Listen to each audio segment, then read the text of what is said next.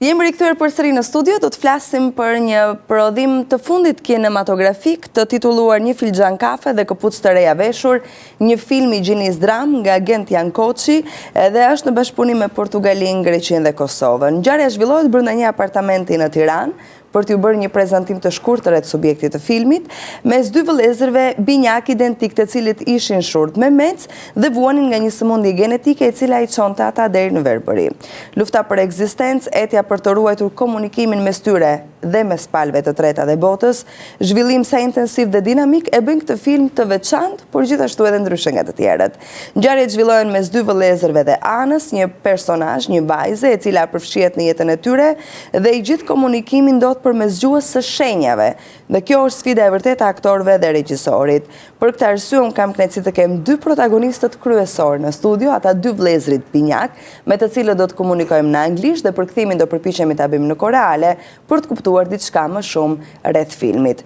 Good morning and welcome Edgar dhe Rafael Moraes. Hello. Thank you. Nice to meet you and it's pleasure for me to having you here. Likewise, great to be here. Është kënaqësi në fakt që unë i kam ndjemt në studio sepse ky është një film që pritet konkurrojë për Oscar. How did you find yourself involved in this movie? Well, it started with Genti. He was doing a worldwide search for the cast, for the actors. Pra gjithçka në momentin që ata e kanë gjetur veten në film ka nisur nëpërmjet Gentit, i cili ishte duke bërë po të themi një kërkim në të gjithë botën për të plotësuar castin e aktorëve. And then he requested for a self-tape, and we did several stages of auditions and discussions online, because we were in Portugal at the time. And yeah, then we got it. Pra, pas një diskutimi dhe një bashkëbisedimi që kemi pasur, pas ne atë kohë kemi që në Portugali, ne arritëm të jemi pjesë e castit. I'm curious about the proposal that the movie director Jan Koçi made you. Well, I mean, the proposition that he made us was the script itself, you know. We'd seen his previous film, Daybreak, which we loved. And, you know, the reason why we wanted to be involved was because of the script and the story, and we really trusted Gentin on the project. Pra, ka qenë shumë interesant në fakt propozimi, por edhe vetë subjekti i filmit ku janë të përfshirë djemt. What did you do first think of your roles? The first thing that we did, I mean, it was a long period of preparation. We had How long it was? Over 6 months of sign language. Just sign language, and then rehearsals, and yeah. Then we came to Tirana, and we were living in the same house, the three main characters, to kind of get the chemistry of the actors, you know. Pra ka qenë një, sorry, I have to translate. Ka qenë një periudhë gati 6-7 mujore përgatitjesh, sepse si kundër tham, është një film që bazohet i gjithë në gjuhën e shenjave dhe djemt duhet jetonin së bashku me dhe personazhin tjetër për të vendosur kimin mes njëri tjetrit dhe për gjetur atë gjuhën e komunikimit. I'm curious about the difficulties of all your job. Cilat ishin vështirësitë e punës tuaj? Well, there were a lot of them, you know. For example? The sign language, you know, there was a step, you know, there was something that we had to learn, and not only learn it, but also make it seem natural, like something that, you know, the characters were always, had always been done, or been doing. And besides that, you know, all the psychological aspect of the characters, you know, these are people who were born deaf-mute and learn that they're going blind. I mean, there's a whole realm of things that we had to work on, and it's really hard to pinpoint what was the hardest one. I understand. I really understand your difficulties of job. E vështirë ka qenë në fakt pjesa që djemt duhet të mësonin patjetër të komunikonin në gjuhën e shenjave, se sikurse tham, ata në rol janë shurt me mec, nuk kanë mundësi as të flasin dhe as të dëgjojnë, aq më tepër kur ata mësojnë që pas një periudhe kohe do të verboheshin, sikurse i ndjekim edhe nga pamjet e filmit, dhe gjithçka ka qenë e vështirë sa i takon mësimit të gjuhës së shenjave dhe përshtatja po themi e pjesës psikologjike e të futurit në rol. How did you found this international collaboration, especially with an Albanian producer and director? Was the first time for you? Yes, in Albania, yeah. In Albania, yes. I work internationally often, mainly in Europe and also in the USA, because we lived in the States for a while. But it seems like how you speak in English. Yeah, we that you live in US. Yeah, we did. We lived there. But in Albania, it was the first time. Pra për në Shqipërinë ka qenë era e parë bashkëpunimi, edhe pse djemt në fakt të dy vëllezërit jetojnë në Shtetet e Bashkuara, kanë bashkëpunime ndërkombëtare, por për Shqipërinë ky ishte i pari. How hard was for you to behave like deaf muted people and to think like deaf muted people? It was a process, you know, we had... Sorry, sa e vështirë në fakt ka qenë për djemt që të silleshin njësoj si njerëz të cilët janë të kufizuar nga aftësia të folurit dhe të dëgjuarit. It was a process, but you know that's part of the job of being an actor. It's being able to, you know, get into the character's life. It's all about preparation, you know. It was the preparation to get there, but it wasn't easy. But you know, we had the help of the Anna Institute in Albania. They were, you know, priceless to be able to do this properly. And also we met a lot of people that suffer from these conditions on a daily basis, and that was crucial to actually do it in a fair and honest way. No? Në fakt, ka qenë e vështirë, por kemi pasur ndihmë edhe nga institucione të cilat kujdesen për njerëz të cilët kanë mungesë aftësie në dëgjim edhe në të folur, kështu që e gjitha e bazuar në punë edhe në punë përgatitore patjetër e ka bërë më të lirë, më të lehtë këtë punë. Ne tham në fakt që për të mësuar gjuhën e shenjave, djemve ju është dashur gati 6 muaj punë përgatitore. Is there anything funny that happened during the shooting? Some special moments that you want to... There are a lot of funny moments. I don't know if I can pinpoint one. Ka pasur shumë momente humoristike në fakt dhe nuk di këtë përzjedh të ndjemt, po. Maybe the day with the wolves.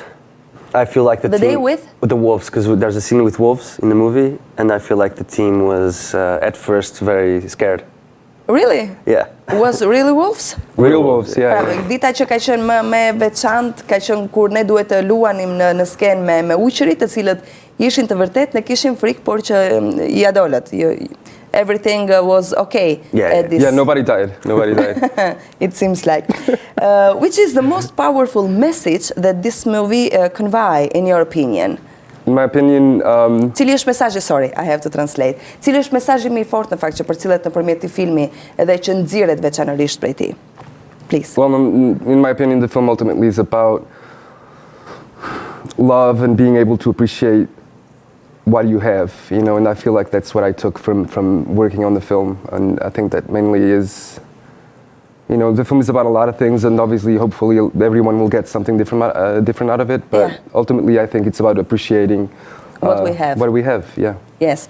Në fakt, mesazhi më i fortë sipas Edgar, sipas meje është që dashuria përcillet, ndjenja e dashurisë përcillet nëpërmjet filmit, dhe ajo që është më e rëndësishme, ne duhet të vlerësojmë gjithçka që kemi. Ka shumë mesazhe në fakt që përcillen në film, por sipas tij ajo çka është më e rëndësishme është që ne duhet të vlerësojmë atë që kemi. Fakti që djemt në film nuk kanë mundësi të flasin dhe të dëgjojnë është një aftësi e munguar, i bën ata të vlerësojnë, po themi, ose na detyrojnë ne njerëzve që nuk e kemi këtë problem, të vlerësojmë atë që kemi. And about your opinion? For me, I think it's about love, and it's about the limits of hope. The limits of hope. Yeah. Very interesting. How far... Limitet e shpresës, sa larg shkon? How far can you go to hold on to the last string of hope until you give up? And how there can be a lot of love and light in the middle of, you know, full darkness. General darkness. Yeah, understand. Bëhet fjalë në fakt për dhe pamjet e djemve ku luajnë së bashku në film, bëhet fjalë për shpresën, për limitet e shpresës, se sa larg mund të shkojë njeriu duke shpresuar për të mos u dorëzuar asnjëherë në ato që ka. How did you find Albania? Have you ever been before shooting this movie here? Was the first time here? Yeah, it was the first time here, and it was lovely working here, you know. I feel like there's a lot of talented people in Albania, from the crew to the actors. It was truly inspiring, yeah. Është era e parë në fakt që djem të vinë në Shqipëri dhe që gjejnë njerëz talentuar. Yesterday was the Albanian Independence Day. Yes. Did you get out? What did you like from Tirana? Yesterday. Well, they were setting up the concert for Dua Lipa. Yeah. And we were actually supposed to grab Coffe with her, but I lost her number, so hopefully she called back today. No, it was lovely. I think Albania you can find it. A lovely it's no problem, I think. It's a lovely country. I think that you have Actually, I think Portugal and Albania is quite similar. The people are very similar Really? in a way. Yeah, I think the culture is... In what about are similar? I think you're very welcoming, Yeah. very warm. and- Jemi shumë të shqiptarët dhe portugezët kanë ngjashmëri sepse jemi shumë të ngrohtë, i mirëpresim njerëzit, jemi të dashur, jemi të talentuar. Straightforward and open-minded people, I believe. For the most part. Yeah, jemi shumë strikt në punë sipas djemve dhe më pëlqen ta dëgjoj këtë, dhe me të gjitha jemi shumë open mind, njerëz që jemi me mendje të hapur për të pranuar gjëra dhe kultura të reja. Gjithashtu ata folën pak edhe për mbrëmjen e dieshme për koncertin e Dua Lipës, edhe pse humbëm numrin e telefonit, thonë djemt me humor. What are the exceptions about this movie as it will go international on different cinemas all over the world? Yes. Yeah. I think there's going to be it's going to do the festival circuit now in the world worldwide. We'll have the Portuguese premiere next year. Hopefully, most likely in one of the most important film festivals in Lisbon. And let's hope that it makes it to the Academy, to the Oscars, if we're lucky. Our goal is definitely to get the film seen by as many people as possible because I think the film deserves it. Në fakt filmi do të shfaqet, do të bëj po themi atë xhiron botërore, do të shfaqet edhe në kinema ndërkombëtare dhe dim të shpresojnë shumë që filmi të jetë pjesë e Akademisë Oscars, do të ishte me fat jo vetëm për ta, por edhe për ne, edhe për regjisorin Koçi që një film shqiptar të jetë pjesë e Akademisë. And the last question, what are your nearest projects? I'm starting a new feature film in Portugal in 2 weeks. And next year I have a movie coming out in Portugal. It's a biopic about one of the most famous Portuguese painters. Comes out in January, where I play him. Okej, është i përfshirë pikërisht në një tjetër film, pra Rafael, I'm alright, në një film që do të shfaqet nga janari në Portugali. And Edgar, what about you? I shot a few projects in Portugal this year. One of them is coming out soon next year. An American film, actually, called Lovely, Dark and Deep, directed by Teresa Sutherland. I'm doing 2 films as an actor in Portugal next year. And I'm also a director, so I'm editing my first feature. You are so busy, guys, with beautiful jobs. I have another question. Have you learned any Albanian words? Faleminderit. Faleminderit. Gëzuar. Gëzuar, fjalë shumë të bukura, keni mësuar fjalë shumë të bukura. Thank you very much. It was a big pleasure for me having you in my studio, and I wish you lucky, and let's hope that we will find you in Academy Oscars as soon as possible. Thank you so much. Faleminderit. Thank you too. Faleminderit.